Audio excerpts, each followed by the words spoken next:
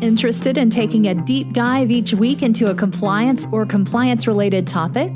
Then Compliance Into the Weeds is the podcast for you. Join Matt Kelly, the coolest guy in compliance, and Tom Fox, the voice of compliance, as they go into the weeds to flesh out a story which you can use to better inform your compliance program. Both you and your compliance program will be the better for listening to this podcast. Compliance Into the Weeds is a production of the Compliance Podcast Network. In this episode, Matt Kelly and I take a deep dive into leadership failures at Fort Hood, which have led to literally 40 years of sexual harassment and discrimination. And we're joined by special guest Diane St. Ives, who has personal experience in these matters. Hello, everyone. This is Tom Fox, back for another episode of Compliance Into the Weeds with the coolest guy in compliance, Matt Kelly. Last week was our 200th anniversary show, and we did nothing for that. So we thought we'd jam and ram things up this week as we have a special guest, Diane St. Ives, who is a lawyer in Houston, who is got a great story that's going to add to this podcast. Diane and I have been friends for a long time, and I'm thrilled. We're actually both thrilled to have you, Diane. Thanks for joining us. Thank you, Tom. All of this came about because of a blog post Matt wrote last week called Leadership Failures at Fort Hood. Matt, you want to set the stage for us? Yeah, sure, Tom. I think what has happened at Fort Hood is fascinating from an ethics, compliance, and corporate culture perspective, and it is going to be well worth any corporate compliance officer's time to give this some thought. So here's the specific news. What happened was a special commission to investigate leadership failures at Fort Hood down in Texas. They published a report on December 8th about leadership failures there. And as a result of that report, 14 senior officers in the U.S. Army were either relieved of duty in command or suspended from their posts. As Army disciplinary actions go, this was a very high profile, very big action.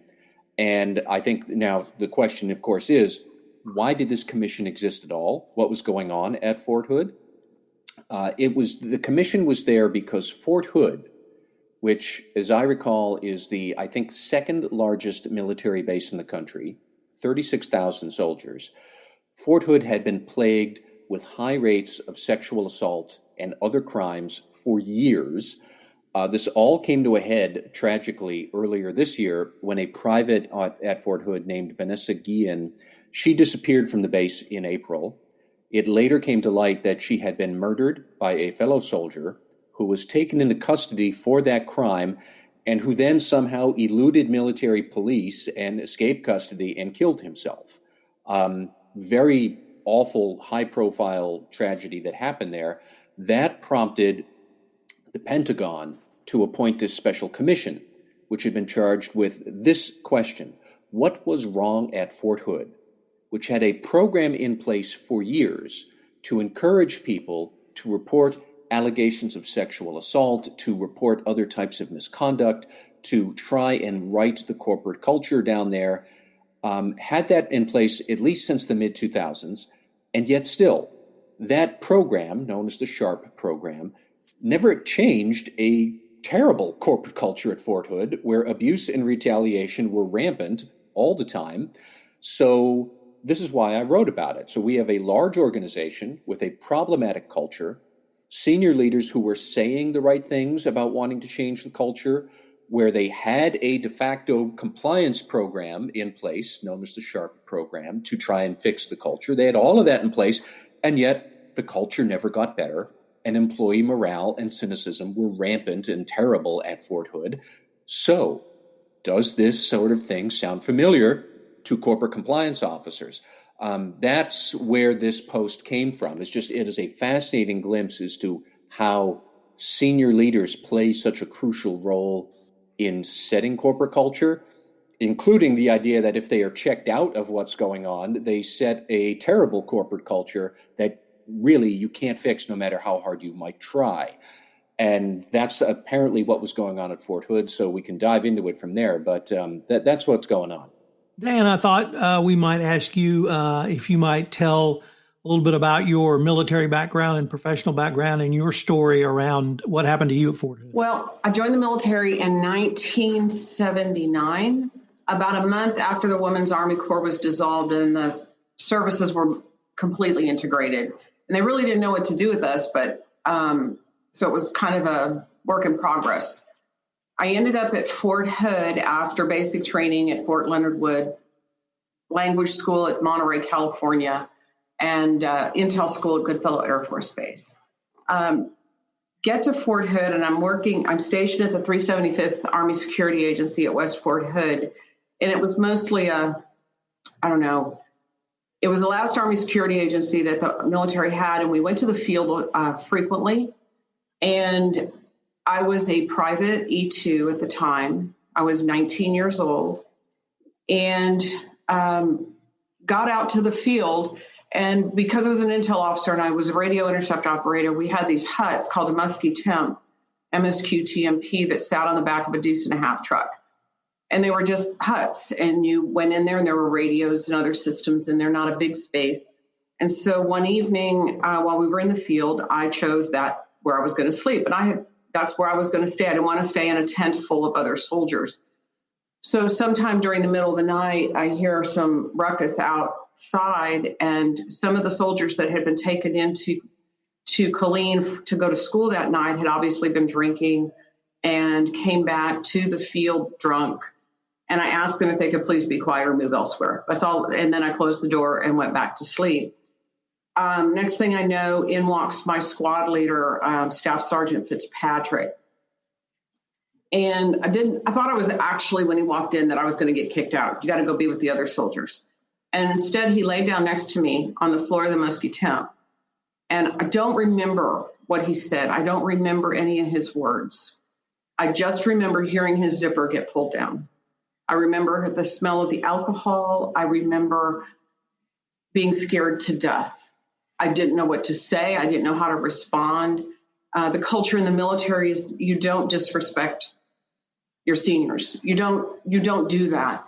And I don't know exactly what I said, but I told him no. So no, don't. This isn't going to happen. No, I will call Lana. And Lana Culbertson was another fellow Ohioan who was a staff sergeant, and she was tough as nails. And he knew he didn't want that to happen.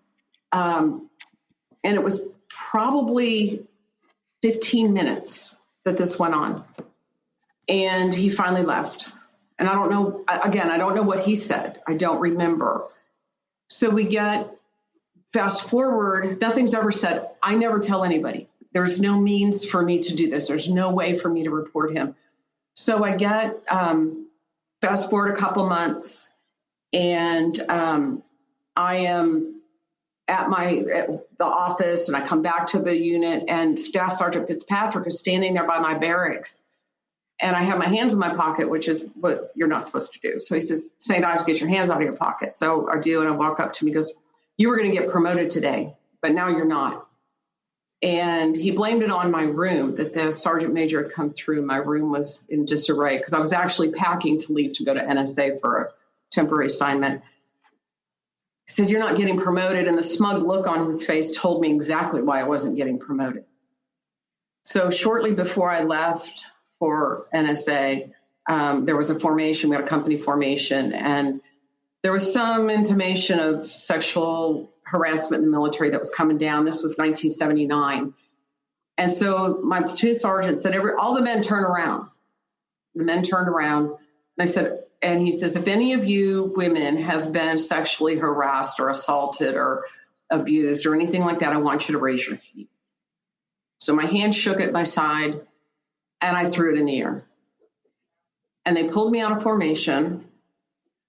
They took me over to where the three men that were gathered, I guess the sergeant major and a couple other sergeants, and asked me what happened. And I told them what happened.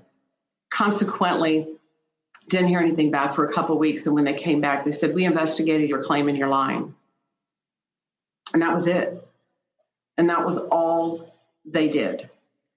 And so I don't know whatever happened to Sergeant Fitzpatrick, but I know what happened to me is that 40 years later, I can still remember the smell of his breath. And the Army is still talking about this. And that part of it, last week when I heard the report, really angered me. And I was resentful.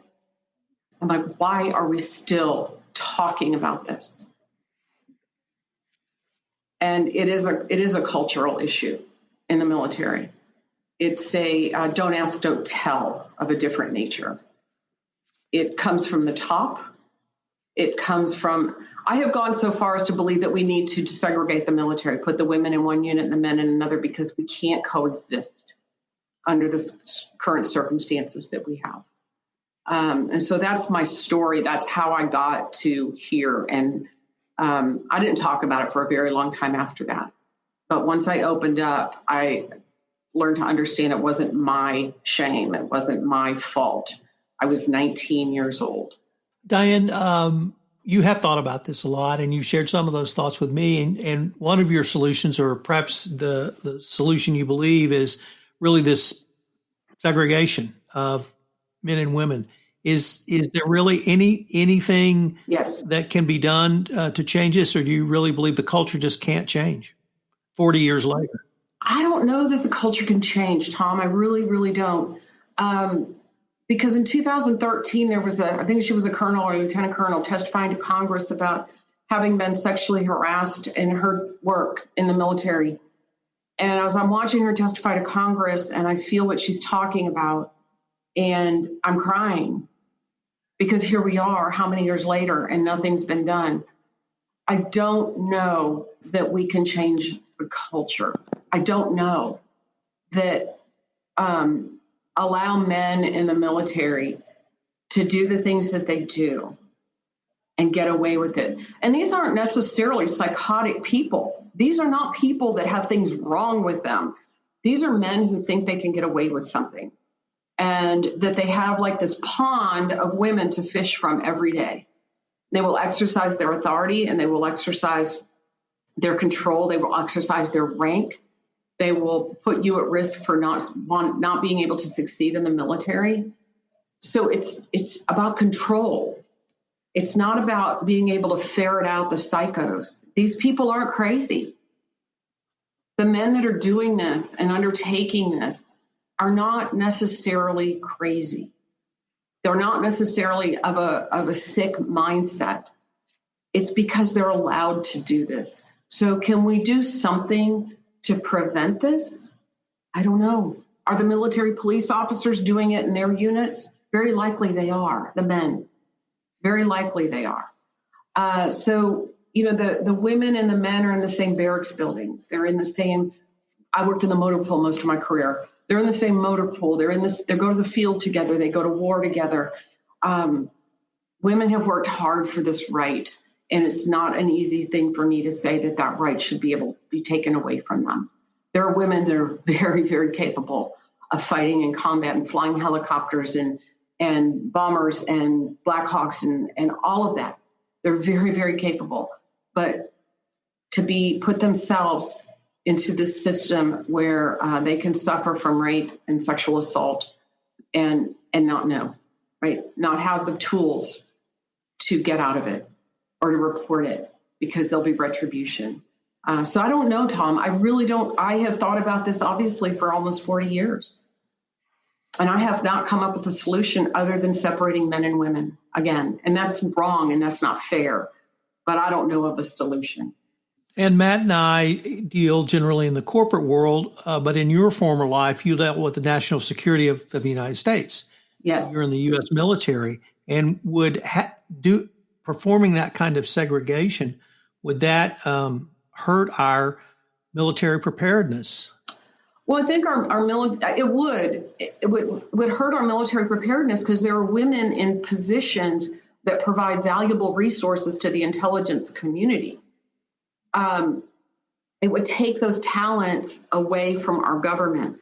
But I think our national security is also at risk when we allow the men in the military to do what they're doing to sexually harass and assault and victimize women every single day in the Army or in the military. I was in the Army. Matt, you have any questions for Diane? I do. So Diane, I was taking some notes, and very early on, you said something along the lines of you, the junior officer, you're trained to not disrespect senior executives or senior officers. And I was writing down really what what about senior officers basically disrespecting the juniors because they're not providing this sort of environment that you could do your job? And I guess maybe my question is, what would you like to have seen or see today from senior officers in the military to try and support people? You had said something else about, you wish that the women in the military had the tools to be able to report assault appropriately and safely, which I think is something that should be provided. But it just seems like such a nice turn of phrase to say you are trained not to disrespect the senior officers. And right away, my first thought was, well, what about them disrespecting the juniors by not giving them these tools and the corporate culture to thrive? I mean, I don't know if you have any thoughts along those lines, but I mean, that's really what stood out to me as I'm listening to your story and I'm reading the Fort Hood report. And it's an awful mess of leadership failure there.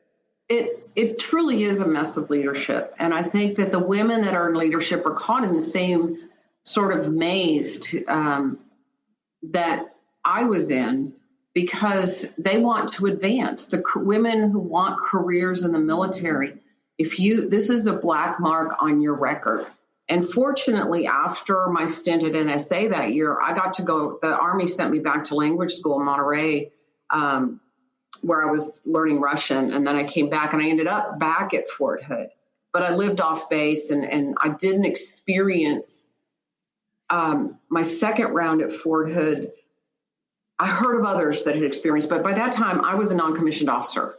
So I had a different role. I played a different role. I was older. I was more mature. And so the officers or the superiors are loath to believe us. They're loathed, and it is a disrespect. And so to have a channel of maybe an ombudsman or some sort of a system that takes these reports, special victims unit at Fort Hood. And I think that in the report, there was something about that, developing a military style of that. But if you're going to put the people that are part of the problem into a special victims unit or into a unit that's going to take care of these issues, you're defeating the whole solution. So I would think that you would need to have some very talented and well-vetted souls to do that, to help to make the change. And you've got to hold people accountable. If you're not going to arrest them and punish them under the UCMJ, there's no point in having any program. There's no consequence. Tom, if I can just chime in a bit more here. So to Diane's point about not having properly trained investigators, that is exactly what the Fort Hood Commission report spoke about, that they did not have any trained investigators for the complexities and nuance of a sexual assault case. And while sexual assault is clearly the lion's share of attention here, we should not forget they had many other criminal problems happening at Fort Hood where the officers were not really equipped for that either. And I thought case in point was they apprehended the murder suspect for Vanessa Guillen, and then they left him alone in a room and he wandered off to go commit suicide. And you got to be kidding me. I'm not in law enforcement, but even I know that would be a very difficult, high-risk sort of a person to have, and you need to pay close attention to where he is and what's going on. They failed in that. They had cases of Army soldiers who simply disappeared, and originally the Guillen case was treated as a disappearance. They didn't really have any training on what do you do with a soldier who has apparently gone AWOL, and then it looked like, no, they didn't go AWOL. They were somehow abducted or something. They didn't have people there. But Tom, I wanted to read out one point that I thought really captured things about why you could have all the trappings of a compliance program, and yet everything still sucks and nothing is changing. And it's all about the leadership taking things seriously. And I'm going to read out this line, which should resonate with lots of people, I suspect. The dearth of command emphasis on the SHARP program allowed form to pervasively supersede substance across the installation. The end result has been a SHARP program that appeared to be compliant on the surface, but was hollow and lacking in leadership attention, day-to-day implementation, broad acceptance by enlisted soldiers, and full inculcation into the culture and character of the Fort Hood community. And folks listening here, like any of us, could say the same about anti-corruption in the corporate world or anti-harassment or so much more, because the senior executives always say, well, yeah, of course we're opposed to assault or corruption or whatever, and we have this fancy program. And then you ask the lower levels, do you really believe this? They say, no, of course not. Well, who else knows that this isn't taken seriously? Well, everybody in the company knows this. That's exactly what was happening at Fort Hood as well. And it really demonstrates how a lack of executive support, true enthusiastic support, gives you this make busy, look good compliance program on the surface. And yet when you peel that back, like there's nothing there. There's a bunch of incompetent, understaffed people who might or might not be trying to do some compliance-ish sort of things, but nothing really happens. And the actual employees or the junior officers in this case, like they all know this is a bunch of malarkey and they should keep their mouths shut. That's exactly what was happening at Fort Hood 10 years ago. It was happening there this spring. Apparently it was happening with Diane's experience there decades ago. It's a travesty about how poor leadership just leaves you going in circles, and that's it. Diane, anything you'd like to add? The only thing I would add, Tom, is that I recently had posted this story on Facebook in a blog of some sort, and someone asked me, 35 years later and you're just now reporting this? We know it's not true.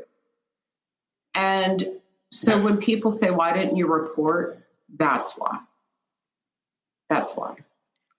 And so I just encourage people to report, whether it was 2 hours ago or 20 years ago. We've got to keep the momentum. Women can't live like this anymore. We shouldn't have to.